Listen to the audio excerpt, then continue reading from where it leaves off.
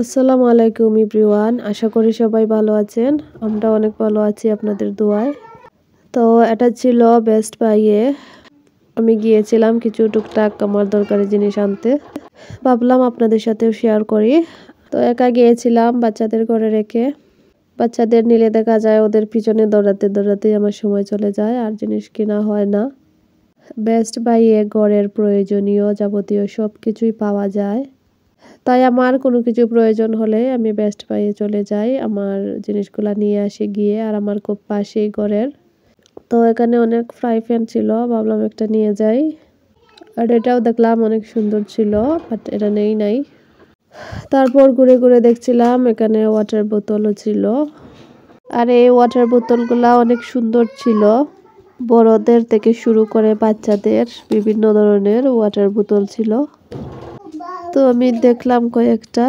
আর এদিকে অনেক স্টিলের জিনিসপত্র ছিল। এগুলা দেখা যায় বেশিরভাগ হিন্দুরা ব্যবহার করেন। আমাদের সাইডে যারা হিন্দুরা ছিল আগে, এরা এগুলা ব্যবহার করত। আমার এখনো মনে আছে আমি ছোট থাকতে, তো আমাদের পাশে হিন্দু বাড়ি ছিল। তো ওরা দেখতাম এগুলা ব্যবহার করতো আর অনেক সুন্দর লাগতো দেখতে। আর রুকায়ের জন্য একটা খাতা নিয়ে নিলাম।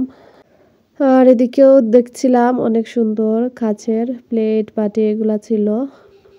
আর মেলামাইনের অনেক সুন্দর সুন্দর প্লেট ছিল। ভাবলাম বাচ্চাদের জন্য দেখি কিছু চয়েস হয় কিনা। তো এগুলা নিয়েছিলাম, এগুলো অনেক সুন্দর লাগলো। আর এদিকে অনেক ঝুড়ি ছিল, ভাবলাম দেখি, অলরেডি অনেক ঝুড়ি আছে ঘরে।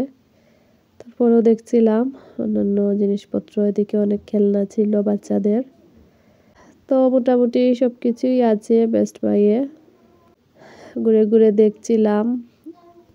তো একটা জিনিসের জন্য বের হলে আরো 5টা নিয়ে আসি কিনে। যাই দেখি, শুধু কিনতে ইচ্ছে করে আমার। তো ঘুরে ঘুরে দেখছিলাম। এদিকে বাচ্চাদের জন্য ভাবলাম কিছু নেই, যেহেতু ওরা বাসায় একা রেখে এসেছি, তাদের জন্য তো কিছু না নিলে হবে না। তাই ভাবলাম দেখি কি নেওয়া যায়। তো এখানে মোটামুটি সব ধরনের মশলাপাতি, খাবার, নুডলস, চিপ, জুস সব কিছু এদিকে রাখা আছে। আগে অবশ্য বেস্ট বাইয়ে এইভাবে খাবারের কোনো অপশন ছিল না, কিন্তু এই 1 বছর ধরে তারা খাবারেরও জিনিস এখানে এনে রেখেছেন। অনেক ভালোই লাগলো। ঘরে যে প্রয়োজনীয় জিনিস কেনাকাটাও হলো, খাবারও নেওয়া হলো। আর এদিকে দুটো হেয়ার ব্রাশ নিয়ে নিলাম, একটা আমার মেয়ের জন্য আর একটা আমার জন্য। আর দেখলাম অনেক সুন্দর সুন্দর কাঁচি। আমার কাঁচিটা ভেঙে গিয়েছে, তাই ভাবলাম নিয়ে যাই। এই কাঁচিটা অনেক সুন্দর ছিল, ভাবলাম একটু মিডিয়াম সাইজের একটা নিয়ে যাই।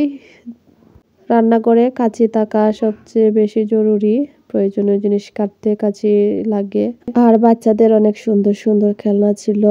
এর আগেও এগুলো আমি নিয়েছি, কুমির, সিংহ, তারপর বানর, এই টাইপের অনেকগুলো আছে ওদের। তো আমি দেখছিলাম, অনেক সুন্দর লাগছিল।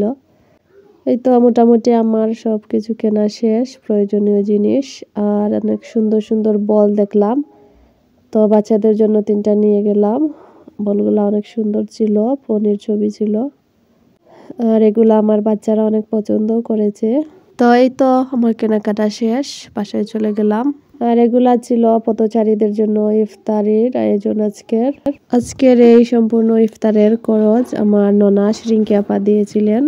তো ইফতার বাটার সময় এলাকার সব ছেলেরা একসাথে জড়ো হয়েছিলেন, আমার চাচা শ্বশুরও ছিলেন। সবাই মিলে ইফতার বিতরণ করলেন। মাশাআল্লাহ, অনেক ভালো লাগছে দেখে। আল্লাহ যেন সবার দানকে কবুল মঞ্জুর করেন।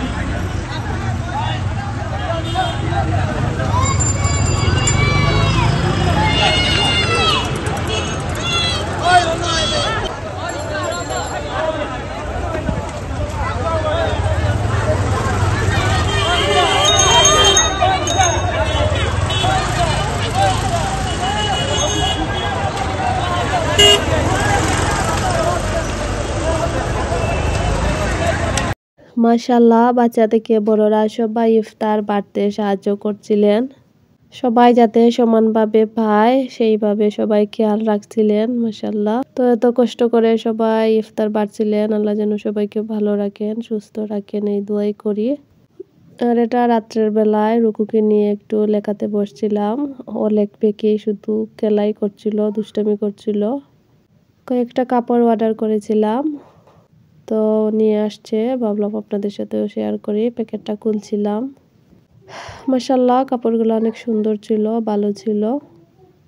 তো এগুলা ছিল লনের মধ্যে, অনেক সফট কাপড় ছিল, গরমের মধ্যে এগুলা পরতে অনেক আরাম লাগে, তাই কয়েকটা নিয়ে আসলাম।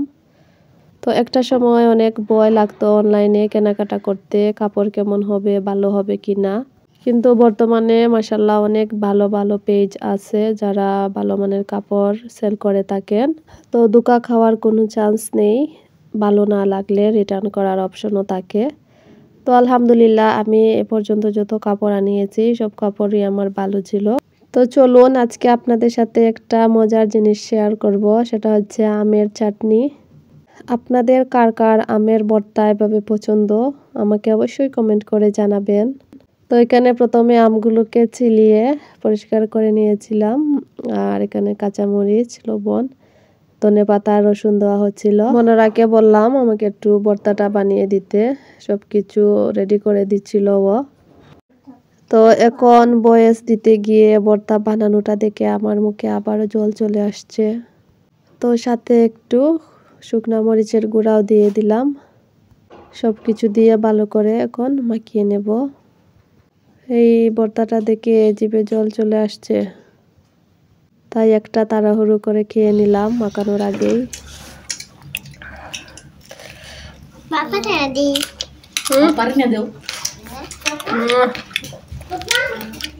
মাশাআল্লাহ ভর্তাটা অনেক মজা ছিল।